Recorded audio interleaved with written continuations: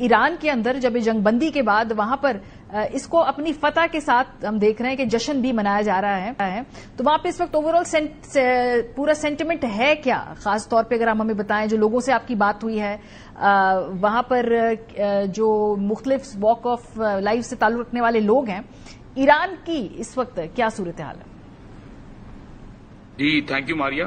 सो अभी इस वक्त ही नहीं बल्कि जब यूएस के बेस के ऊपर अटैक किया था ईरान ने, उसके बाद से ही सेलिब्रेशन शुरू हो गई थी। मैं खुद भी मुख्तलिफ मकामात पे गया, वली असर स्क्वायर गया, इनकलाब स्क्वायर गया, Nelson Mandela street, different streets पे मैंने सर्वे किया, खुद बात भी की लोगों से। तो सेलिब्रेशंस उसी वक्त स्टार्ट हो गई थी और सेलिब्रेशंस जारी रही हैं और अभी तक चल रही हैं I would say. But morning भी साथ साथ चल रही है, फ्यूनरल्स भी चल रहे हैं, तो अब थोड़ा सा जश्न का एलिमेंट कम होके मॉर्न किया जा रहा है लोगों की तरफ से। सेंटिमेंट ओवरऑल ये है ईरान के अंदर कि ईरान ये जंग जीत चुका है।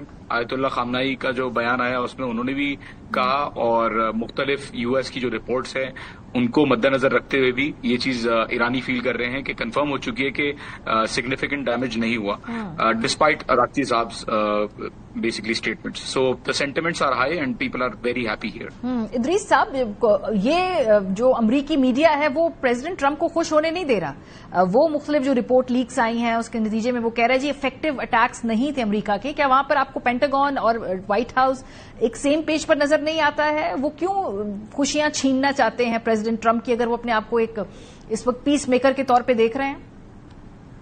मैं अभी पेंटागन पे ही बैठा हूं एंड आई थिंक रियलिटी ये है कि जो लीक्स आई हैं वो इंटेल असेसमेंट्स है, राइट?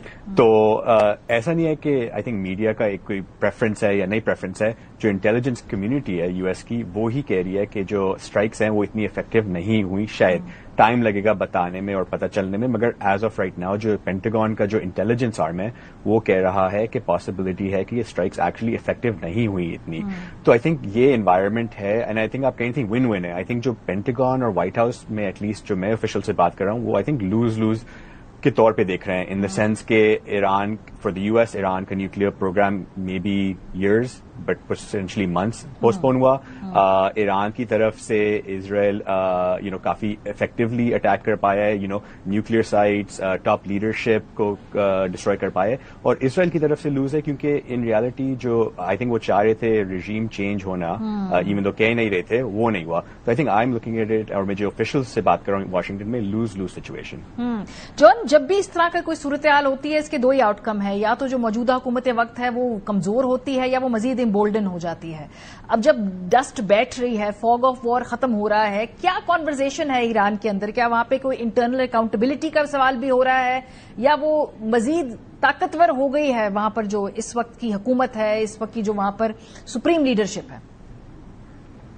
इस वक्त आई वुड से जो मेरा अपना असेसमेंट है और जो लोगों से बात करके पता चला है वो ये चला है कि जो ऑपोजिशन में लोग थे वो भी इस वक्त they are highly supportive of the government. Iran International Manoto के आप जो ईरान के पेजेस हैं जो एंटी रिजीम पेजेस कहे जाते हैं उनको भी उठा के देख लें, उनके ऊपर कमेंट सेक्शन में आप जाएंगे तो आपको खुद भी पता चल जाएगा।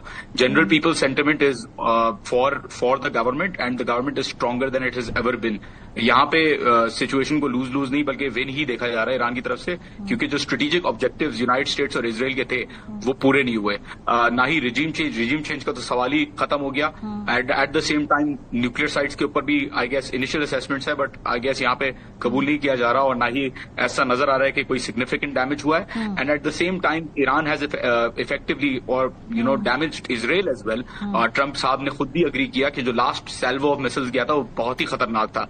तो यहाँ पे तो ये बताया जा रहा है कि it's a win win for Iran itself. And लेकिन जॉन, ये जो आप कह रहे हैं कि उनके एटॉमिक प्रोग्राम को, न्यूक्लियर प्रोग्राम को ज़ाहिर इतना नुकसान नहीं पहुंचा सके, ह्यूमन इंटेलेक्ट, ह्यूमन रिसोर्स और जो इंस्टीट्यूशनल मेमोरी है उन साइंसदानों की जिनको निशाना बनाया गया, उसको अगर हम कंसीडर करें तो आपके नजदीक ईरानी एटमी प्रोग्राम क्या काफी पीछे गया है, कई महीनों पीछे गया है, चंद हफ्ते पीछे गया है, या इतना फर्क नहीं पड़ा? एग्जैक्ट टाइमलाइन तो नहीं दी ऑफिशियल्स ने, लेकिन जो मैंने बात की उन्होंने कहा कि इतना फर्क नहीं पड़ा, क्योंकि देखिए यहाँ पे न्यूक्लियर साइंटिस्ट को असैसिनेट कर देना कोई नई चीज नहीं है, लीडरशिप को मार देना कोई नई चीज नहीं है. तो they have already taken measures to ensure that the system has retained the institutional memory. और यहाँ पे जो साइंसदान हैं उनकी ऐसी इंडिविजुअल जो है वो नहीं, नॉलेज इंडिविजुअलाइज नहीं है बल्कि सेंट्रलाइज्ड है. सो इन लोगों का ये कहना है कि हमें ज्यादा फर्क इसलिए नहीं पड़ा क्योंकि जाहिर सी बात है जो न्यूक्लियर साइंटिस्ट हैं उनके ऊपर ऑलरेडी खदशा रहता है कि उनको असैसिनेट कर दिया जाएगा, और मिलिट्री लीडरशिप पे भी ये खतरा रहता है. तो काफी हद तक सेंट्रलाइज चीजें चल रही थी.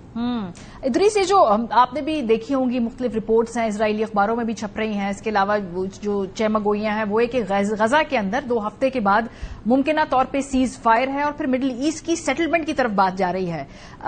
इस पे अमरीका के अंदर क्या इस वक्त सोच पाई जाती है? कितने करीब हैं हम किसी इस तरह की जंगबंदी के जो कि गजा में मुमकिना तौर पर होगी? तो ट्रंप का ये आई थिंक ब्रॉड व्यू देखना जरूरी है कि वो अपने आप को डील मेकर देखते हैं, चाहे वो इंडिया पाकिस्तान में हो या मिडिल ईस्ट में हो. तो आई थिंक उनका जो एम है as a president is ceasefires, deals and agreements.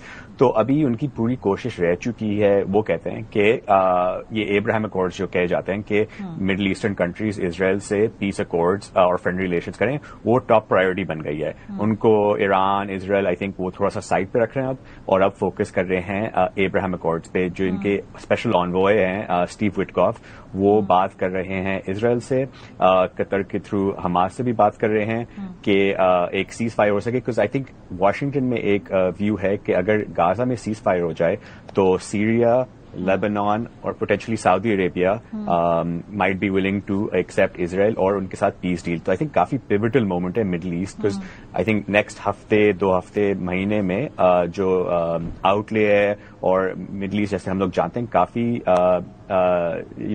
Significant वे में बदल सकती है.